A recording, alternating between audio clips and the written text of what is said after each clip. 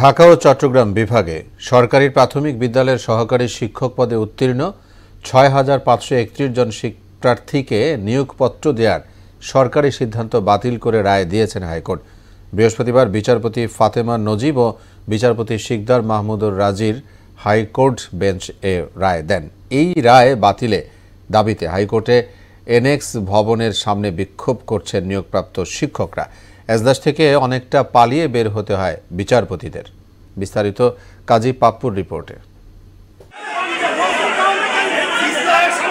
হঠাৎই এনএক্স ভবনে হইহুল্লোড়, বিচারপতিদের এজলাসের দরজায় লাথি মারার দৃশ্য শোনা যায়, তাদের নিয়ে নানা রকম স্লোগান। এমন আচরণ করেন নিয়োগ বাতিল হওয়া সরকারি প্রাথমিক বিদ্যালয়ের সহকারী শিক্ষক পদের নিয়োগ প্রত্যাশীরা।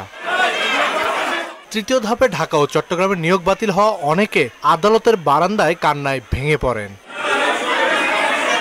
আইনজীবী ও পুলিশের সঙ্গেও তর্কে জড়ান আন্দোলনকারীরা। অনেকটা তাড়াহুড়ায় এজলাস ছাড়েন বিচারপতিরা।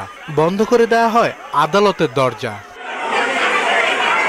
গেল ১৯ নভেম্বর সরকারি প্রাথমিক বিদ্যালয়ের সহকারী শিক্ষক পদে তৃতীয় ধাপে ৬,৫৩১ জনের নিয়োগপত্র প্রদানের সিদ্ধান্ত স্থগিত করেন হাইকোর্ট। কোটা পদ্ধতিতে নিয়োগ দেয় এমন আদেশ দেন আদালত। আর চূড়ান্ত রায়ে নিয়োগপত্রটা বাতিলই হয়ে যায়।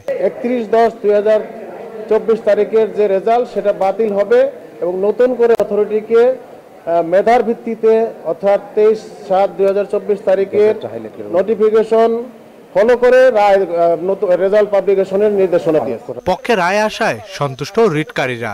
অধিকার ফিরিয়ে পেতে এই প্রথম যে পদক্ষেপ আদালত আমাদের পক্ষে নিল, এটার জন্য একটা নতুন আদর্শ স্থাপন করেছে বলে আমরা বিশ্বাস করি। রায়ে ক্ষুব্ধ হয়ে ওঠেন নিয়োগ বাতিল হওয়া প্রার্থীরা। জাজমেন্ট ছিল, জাজমেন্টে আমাদের রায় আসে, আমাদের রেজাল্ট পুনরায় 93 দেওয়া হবে। কেন আমরা এটা মানব? আমরা মানব না। আমরা কি অপরাধ করেছি? আমরা কেন সামাজিকভাবে হেনস্থা হব? বিসিএস এর এই সরকার আমলে বিসিএস এ কোটায় নিয়োগ হয়েছে, এই সরকার আমলে রেলে কোটায় নিয়োগ হয়েছে। এগুলি নিয়ে তো কোনো সমস্যা তৈরি হয় না। হাইকোর্টের পর সচিবালয়ের সামনেও বিক্ষোভ করেন তারা। কাজী পাপ্পু, মোহনা সংবাদ, ঢাকা।